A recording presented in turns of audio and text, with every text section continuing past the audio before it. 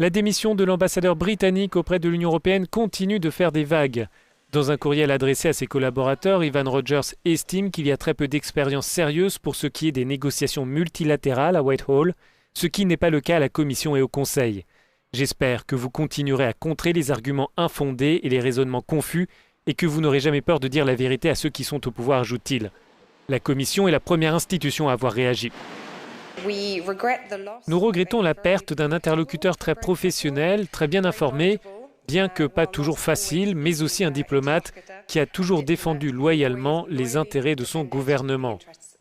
Pour le moment, vous le savez, les négociations n'ont pas commencé, faute de notification de l'article 50. Cette démission intervient à quelques semaines du lancement de la procédure de divorce entre le Royaume-Uni et l'Union. L'ambassadeur britannique auprès des institutions jouera de facto un rôle clé dans ces pourparlers. Or, Evan Rogers possédait une forte expérience de la politique européenne.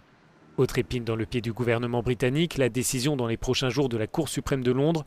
Les juges doivent définir si la Première ministre peut déclencher seule les négociations ou si elle doit obtenir l'aval du Parlement.